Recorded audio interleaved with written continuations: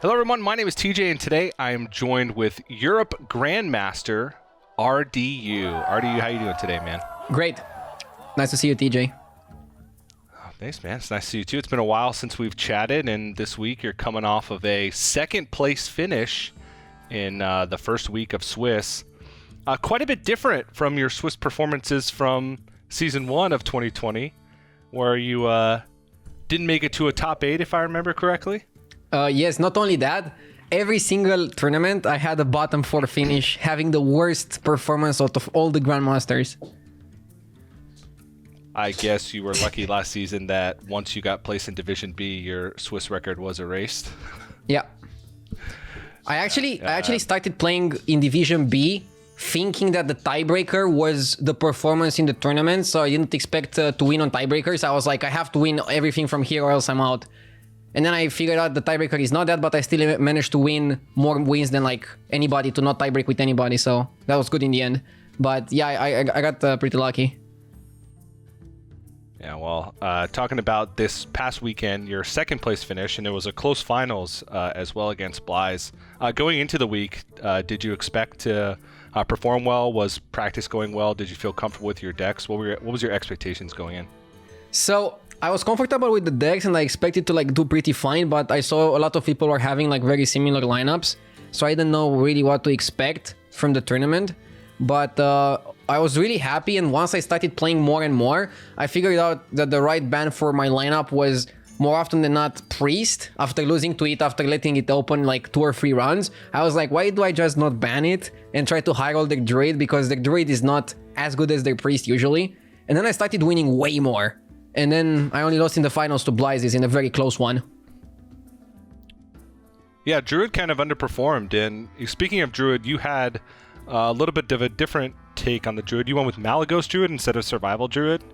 What was the thoughts there? Did you test both and Malagos Druid came on top? How did you arrive at that conclusion? Yes, our practice group like played a couple of Druid decks, and then Thais liked the one that was like anti-aggro, but I absolutely hated it. I would like never submit that deck because it doesn't really have like a palpable win condition. The Malagos deck was nice just because it had all the win conditions, and if you draw it the right cards, it's like the best. And I felt like Breath of Dreams into Overgrowth into either Guardian Animals or just Izera wins a lot of the matchups. And then for the rest of the matchups, you kind of have the Malagos engine with Geppetto, Alexstrasza, and all the other threats. And yeah, sometimes you draw dead, but like if you draw dead, you can still use your Moonfires, your swipes just for tempo. I even Moonfire 1/1, and I think that's fine. You don't need to hold the Moonfire religiously. And the deck is very good if played well. I think people overestimated Kelta's builds and underestimated Malagos. Well, now with the changes, you kind of have to play Malagos Druid if you want to play Druid, in my opinion. Wow. Well, it kind of makes sense given the performance of the deck, but you went up against Blythe in the finals. You guys had mirrored archetypes except for the Malagos Druid, with just some different techs in some of the decks, like, you know, just a couple different choices. Would you have changed, knowing what you know now about the metagame, would you have changed any of your brings? I wouldn't bring Tempo Mage for the Conquest week. I feel like Tempo Mage was not really the best Conquest pick. Because... Do you know what you would have brought instead? I have no idea what I would have brought instead, but I just think Tempo Mage is not the deck when you leave Warrior open, because that matchup is kind of like insta-loss. And okay. Yeah, you just cannot afford to ban Druid either if you bring Tempo Mage. But I was really happy with the decks overall. I feel like you should always like compare your deck submission with other players' deck submission and not compare it with the current meta game, because things are going to be wildly different. Mm-hmm. Well, we have some balance changes in the works, but what were your overall thoughts on the week 1 metagame? Like, was it fun? Was it like kind of a bummer to play? What were your overall thoughts on week 1's metagame? It was fine. I enjoyed it. Just a little bit too much of the same decks brought by every player. Nobody was like spicy. I wish there were more people bringing bad decks like Demon Hunter or Paladin or stuff. Yeah, for Europe. Yeah. Europe was pretty vanilla. So kind of switching the conversation away from week one of Grandmasters. Something that I've been curious about is how do you find the time to balance streaming, trying to improve at Battlegrounds, because you stream a lot of Battlegrounds, and finding time to improve in Constructed, and finding time to like build lineups and test with other players for different formats for Grandmasters? Where does all the time come from? How do you try and balance it? So right now I'm not really doing much else. I'm just like focusing on Hearthstone most of the day. So right now when Grandmasters is running, I'm playing 0 Battlegrounds off stream, and I'm only playing Battlegrounds a couple of hours when I'm streaming. And then I'm sometimes also streaming Constructed. My off-stream time, at least my off-stream playing time, is like 100% dedicated to Constructed. And instead of like, let's say, watching a TV show or a movie at night to relax, I'm just like jamming ladder and like playing against others on ladder. So a little bit less free time in the Grandmaster months, but I feel like that gets me into like the mindset of competing and playing at the highest level. And while I can keep up motivation-wise, I don't really think I'll burn out, and I think it's still doable to play both Battlegrounds, streaming Battlegrounds, play Constructed, stream Constructed, do all of those. I feel okay. But obviously, I need some help from like people to practice with me and stuff like that.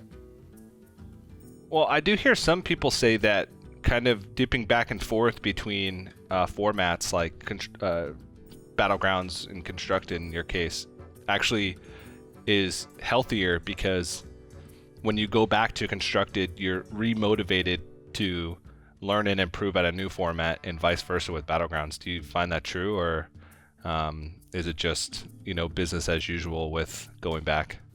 No, I do find it true. Like when the Ashes of Outland came out, I think I was never more excited to play Hearthstone other than like in the first years of Hearthstone. Maybe looking back at it, maybe I was a little bit exhausted with like playing so much Constructed, and playing Battlegrounds for like 4 or 5 months without playing any Constructed just like it reignited my motivation to learn the game. And then I had to do quite some learning. I feel like I had to do a bit less learning this time with the second expansion after I was constantly playing some Constructed. But yeah, this back and forth makes me enjoy both of them. Like if I play too much Battlegrounds, I get a little bit burnt out or exhausted with it. And then going back to Constructed reignites my passion. I just go from like one to another, and I just enjoy both kind of equally, to be honest.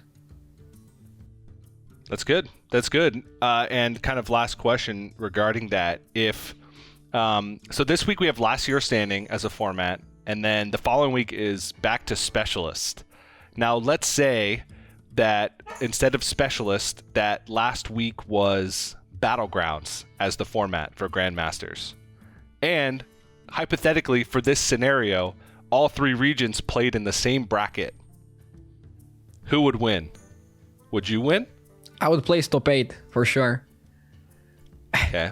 I don't know. I think Language Hacker would win because he's the best Romanian player. In everything. Oh, jeez. Even in non-Hearthstone. What's his MMR? What's his rating? I don't know. In Battlegrounds. I think it's like above 10,000, so he's pretty good. Okay. All right. Well, it's really funny because my last question on my notes here was, what do you think about Language Hacker? I mean, as a player, he's good. His opinions I usually disagree with, but that's fine.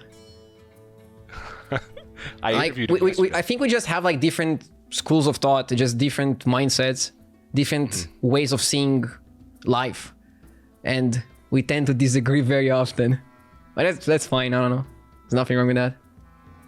Well, it's from the outside looking in, it's very entertaining. So whatever your relationship with this is with him, I encourage you to keep it up, if not for my own entertainment. All right, but I think that's all the questions I had. So thanks for taking the time. I know it's got to be pretty crazy for you right now, prepping for last year's standing and streaming and whatnot. So thanks for sitting down with me and taking the time for the interview. Thank you for having me.